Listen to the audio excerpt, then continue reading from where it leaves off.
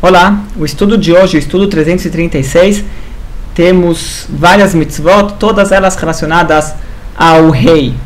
O rei, o sistema do Estado que foi instituído pela Torá, o sistema de como deveria ser o país instituído, como deveria ser Israel, o governo instituído pela Torá, era uma monarquia, que isso aqui na realidade só veio acontecer alguns séculos depois que os judeus entraram em Israel.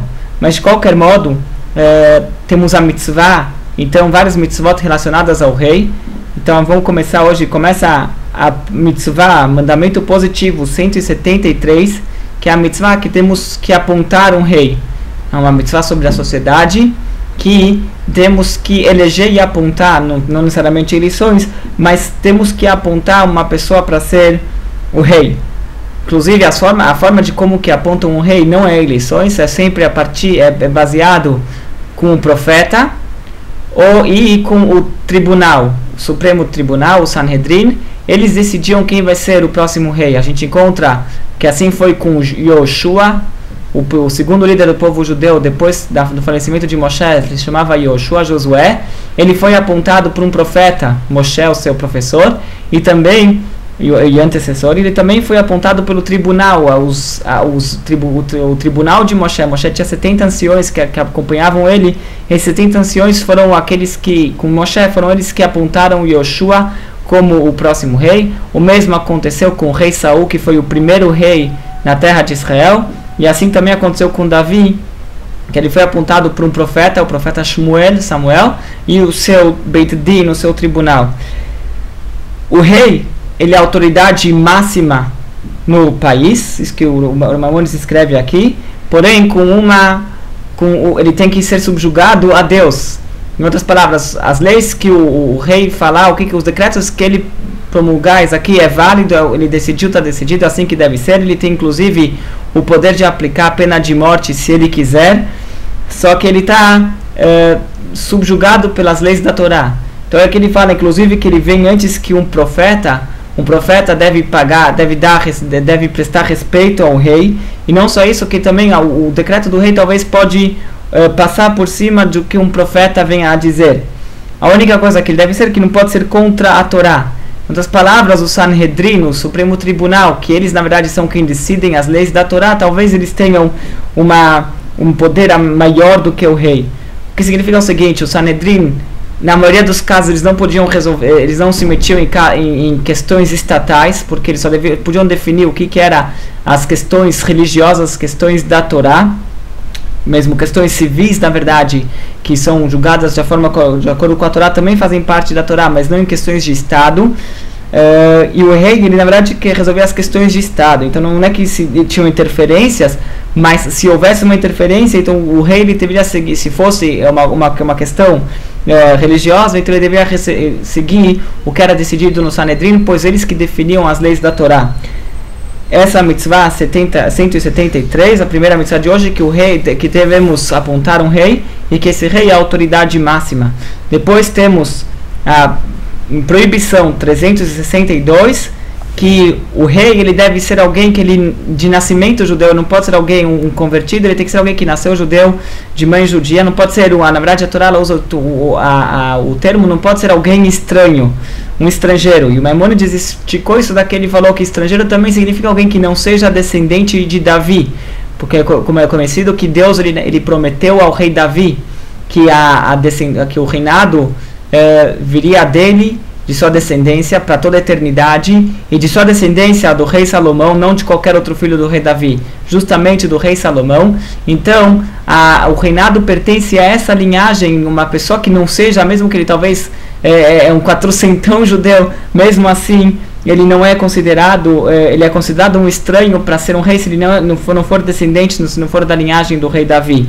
Isso que o Maimonides escreve aqui. Em outros lugares, na verdade, não está tão claro isso daqui. A gente encontra na história judaica que tiveram outros reis de outras linhagens, alguns inclusive com autorização de profetas. A gente encontra inclusive Deus ele prometendo e falando que vão ter outros reis, mas a diferença entre o reinado da casa de Davi e outros reinados é que o da casa de Davi foi algo eterno para a eternidade, inclusive o rei Mashiach, que quando vai voltar, quando chega na era messiânica, que vai voltar a monarquia, vai voltar esse estado esse sistema de estados de monarquia, o rei vai ser um descendente de Davi. Já com os outros reinados não vai para toda a eternidade, enquanto durar, ou enquanto eles estiverem seguindo, enquanto Deus segurar esses reinados, eles vão aguentar, mas depois não é uma promessa para a eternidade. Inclusive teve na época do segundo templo, depois do milagre de Hanukkah, surgiu uma linhagem de reis no povo judeu, eram chamados Hashmonaim, foram eles que eles ganharam a guerra no milagre de Hanukkah, eles conseguiram a independência de Israel dos gregos, e daí foi pela primeira vez desde a destruição do primeiro templo que o Estado judeu conseguiu sua independência, e daí eles apontaram os reis da família deles, os Hashmonaim. E é conhecido que no começo funcionou direito o reinado, mas logo nas próximas gerações eles já tinham muita briga e muitas questões política interna e irmãos que brigavam entre si. Então o reinado não foi algo pacífico, algo que perdurou, foi sempre envolvido com muitas guerras, o que depois na verdade culminou com a entrada dos romanos em Israel. Foram eles que trouxeram os romanos, foi um irmão que brigando com outro que trouxe os romanos para dentro de Israel, o que depois levou para a destruição do segundo templo. Mas voltando para o assunto, então aqui o Maimônides escreve que um reinado que não seja descendente de Davi, pelo menos aqui no Sefer HaMitzvot, ele escreve que uma linhagem que não é da descendência de Davi já é considerado um estranho. Depois temos a proibição 364, que é que o rei ele não pode ter muitas esposas. Ele aqui fala no máximo 18, isso aqui é baseado num versículo com o rei Davi, que quando ele teve mais uma mulher, ele pegou Batsheva, que era uma mulher que estava casada, mais ou menos. Então teve essa história, mas o profeta veio dar uma bronca para ele. Na época o rei Davi estava com 6 mulheres, e o profeta, na hora que dá bronca para ele, ele fala: eu poderia dar para você tem 6, eu podia ainda triplicar esse número de esposas. Então a gente sabe que ele podia ter até 18 esposas e não mais. 18 parece pouco, né?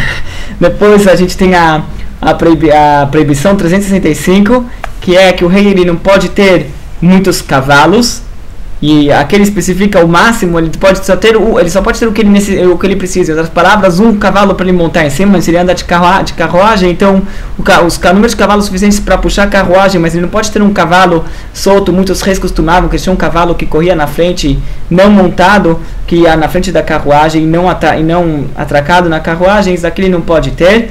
Ele só pode ter o número de cavalos predeterminado, ele só pode ter aquele que ele precisa. Óbvio, isso aqui não entra no que ele tem para o exército. Para o exército ele pode ter uma cavalaria, isso não é problema. O problema é ele ter cavalos que não são para militar, só para esnobar, por assim dizer, ele não pode ter.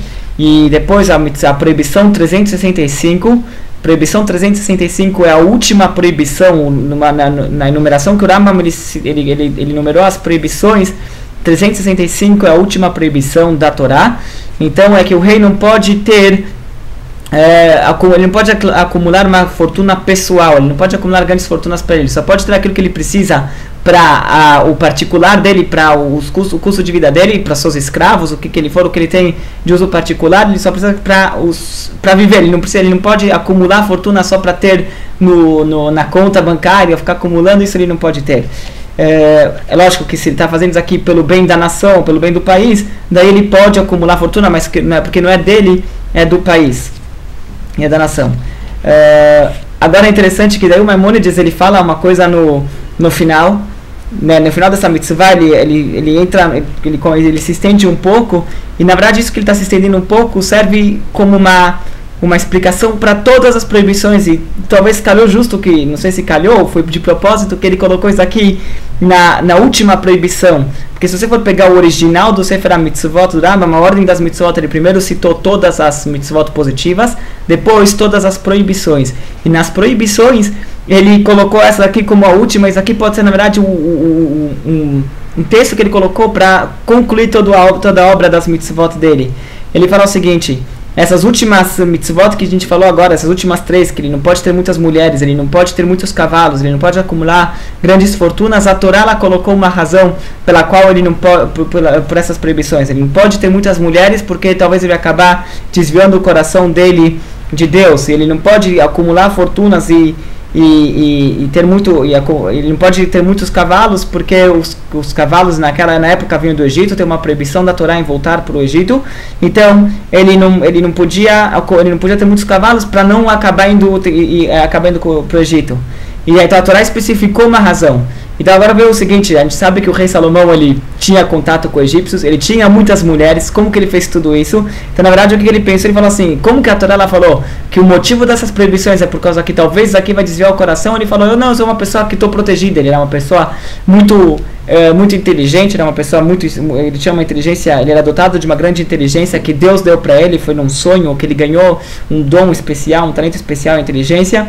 Ele também ele foi chamado por Deus de Yedidiah, amado por Deus, ele foi chamado de amado por Deus, esse aqui era o rei Salomão, e ele falou assim, eu estou protegido, eu não tenho perigo, eu posso acumular fortunas, eu posso ter várias esposas, que isso aqui não vai desviar meu coração. E justo ele falhou, ele acabou casando com uma das filhas do faraó,